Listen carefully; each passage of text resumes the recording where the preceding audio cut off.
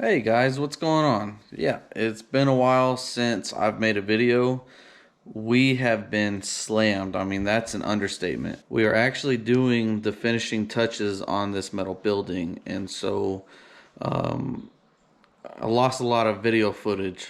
Make a long story short, recorded a good bit at the beginning, and I don't know what happened. I lost all that footage. It was unaccessible when I went to transfer it to the computer.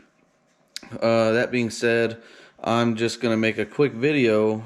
Kind of gonna be the beginning of this.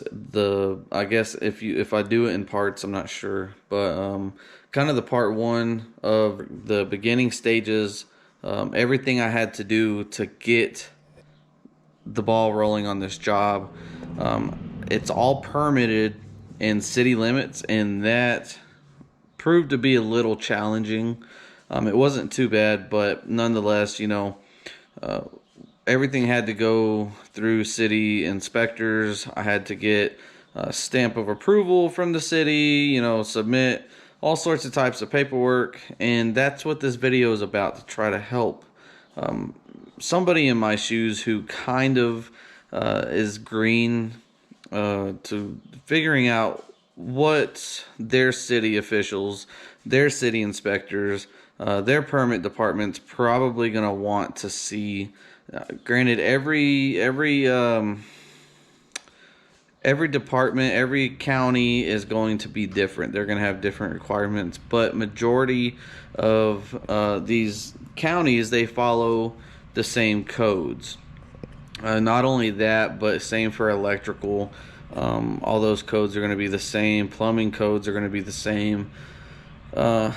So this project I did here should be pretty universal for everybody. So yeah, let's just go ahead and dive right into it. So this job that we did is a 16 by 25 metal building, right? The very first thing I had to do after I met with the homeowners multiple times, we changed the design multiple times and decided to go this route, and even midway through the job, they had a few things they wanted to change. That's fine. I've seen contractors charge a change order. That's crazy. We don't do that. We just charge for the extra material and the extra time, but we don't charge if somebody wants to change something. I mean, this is your project. If you're the homeowner, you're the one paying for this. It's your project. You shouldn't be getting charged for change order because you're the one who has to live with this, as long as you're living at that house or whatever it may be. So to charge a change order is kind of, I think that's not something that anybody should do, but every contractor is different. So yeah, anyways, so after we kind of had an agreement on everything, we got the approval, I had to draw a scaled drawing. I'm going to show that to you right now. Okay, so this is my scaled drawing. It's probably, I'm not sure how much you can read on this, and it's kind of messy, but basically I drew the building out 16 by 25. It's not exactly 16 by 25. I had to drop it. This was like 16 foot. I don't remember. I have it on here. 16 foot 2.5 from outside to outside sheet. And then this is 24 foot 10 from outside to outside of the sheets. So, the slab was 24 foot 7.5 and 16 foot this way for the slab. The reason I had to do that for this length here was because if we were to go 25 foot, the state of Texas requires it to be engineered and be stamped by an engineer. That was something I really didn't want to have to go through and deal with. Which granted, actually the way we ended up building this building, I wouldn't have had to do that, and I could have gone a little longer. But that was also decided after the fact. And the reason that I bring up that this would have had to been engineered is because, here in the state of Texas, you can't have an unsupported span of 25 foot or more without it being engineered. And so what that means is from this point to this point, if it's 25 foot or more and there's no supporting structure or any supporting column or anything in between, it's got to be engineered, which we ended up actually putting 2 more columns, one here and one here. And so we had approximately, like, I don't know what it was. It was 20 foot almost here, and then we had 5 foot in between here. It wasn't exactly, it was like 19 foot and some change, and 4 foot and some change because of the I-beams.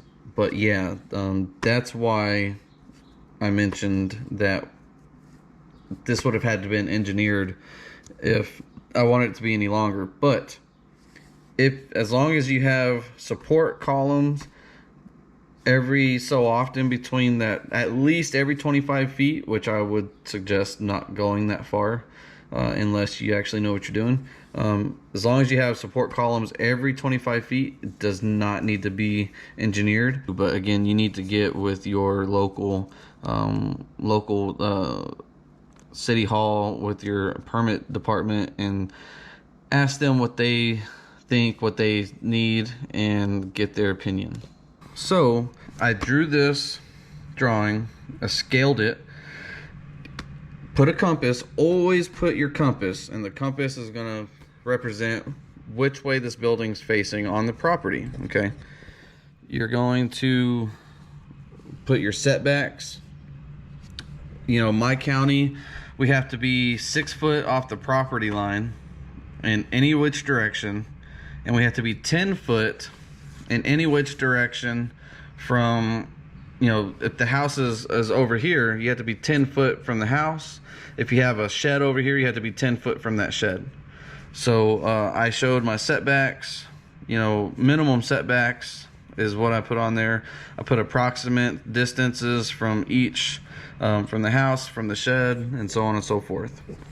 Then I went on down here and I put some details of what we were doing, which shows, I don't know how well you can see this because it is a little dark. Let me see if I can get some light for you. Okay, that lighting is just a little bit better. All right, so yeah, I showed the building framing. I wrote down building framing, 16 width, 24 7.5 length for the slab. 14H is for the height, 14 height. Piers, my county and my state, from my understanding, on a metal building, it requires piers where each column is going to be. And so, on this, what we were originally going to have 4, but we ended up doing 6. So I had to have 6 piers in the ground. And I put, on here 4 piers on each corner, 2 foot by 2 foot by 16 inches deep. And that's what we did on that. Foundation, 4 inch thick, 3000 PSI with fiber mesh. Rebar, number 3 rebar, spaced 2 foot apart. That's our code. And then we kind of went into the framing, which was, it says post, 8-inch I-beam, 10-pound anchor plates set in concrete, because we put anchor plates in the concrete that the I-beam welds to. We're doing a lean-to, so I added that on here. Lean-to is 11 foot by 5. Lean-to post is 4 by 4 square tubing. Building measurements over here. I-beam to I-beam is 24 foot 7.5 by 16. R panel to R panels, 24 foot 10 by 16 by and 2.5 inches.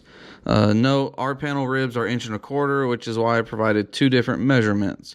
Framing details for the exterior building to be constructed with 8-inch I-beam, 8-inch C-purlin, 4-inch C-purlin, and R-panel. Framing details on the interior. Interior will be framed with 2x4 walls spaced at 16-inch centers.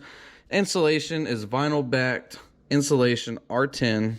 And then write your scale on the bottom here. And then definitely on your scale drawing, include sizes of everything. So we have a bathtub that's 5 foot which is 60 inches, so 5 foot wide, 32 inches out. Width. Bathroom is 5 by 14 foot 8 on the inside. We had to call this a storage room right in here, which is, you know, approximately 12 foot 7.5 by 14 foot 8. Storage closet, which this got scratched. This idea here, we went all the way across here, but you know, have the size there. You know, show your doors, show your windows, have your lengths written for everything. You know, 16 here and 6 foot 10, 3 foot for the door, or I mean for the window, 3 foot for the door, 3 foot for the window, 6 foot 10, and then, you know, your little spaces in here, 11 and 3/4, 11 and 3/4, your lean-to, all those sizes. So that was the very first thing I had to do. I had to submit that. I had to submit a aerial view of the property and show the detached structures that we were removing. My county only will allow 2 detached structures on a property, and so we had to remove their pool, which was crazy. It was above ground, but they count it as the detached structure. We had to remove that, and we had to remove they had like a little pergola awning that they bought from like Home Depot or Lowe's, and we had to remove that too. Obviously I can put it back up when we're done, but for permitting purposes we had to remove those. So I had to submit an aerial view of that. I'll show that to you right now. Okay, so again, I don't know how well you can see this, but this was what I submitted to them, the aerial view. I wrote, you know, 6 foot from the property line, 6 foot from the fence this way, 11 foot from this detached structure. This red X represents a building that we removed. We got the pool we removed and the little pergola that we removed. And then I had like a little legend down here, color coded, showing what each one of these lines is. So the red was removed detached structures, green was the electrical that was underground, purple, which it looks like blue on here kind of, but the purple represented the city sewage that we were tying into, and then this blue has the has the details of the building itself. Yellow was the water line that we ran from the city main all the way to the building. So I had to submit that as well, along with the plans that I just showed you, the drawings. And then my electrician had to take my drawing, my scaled drawing, and he had to draw all his electrical, okay, and all his home runs, where his boxes, all his plugs, yada yada. And that's what he had to do. And then a major thing that you need to do is a scope of work. Give them a list of things that you're going to be doing on this job. Include everything that was on your drawing. You know, the building size, the foundation, the rebar size, the pier size, all your setbacks, your electrical, your plumbing, water, interior framing, building framing. Give them a scope of work, so that way if they have any questions, they don't have to ask you. They can refer back to this and say, okay, I remember, that makes sense. I would almost bet they're not gonna go off any of this. Every one of my inspections, they showed up, they looked at it, gave me the green tag, and got out of there. Okay, so another thing that I wanted to show you was my city officials up at City Hall. They gave me a checklist of inspections. That way, like, each time I finish a certain part of the job, I could look at this checklist and see if I needed to call for an inspection. And I'm going to show that to you. So my list of inspections, kind of hard to see here on my phone, I believe, but we had the foundation, which is pre-slab, so the forms up with the rebar.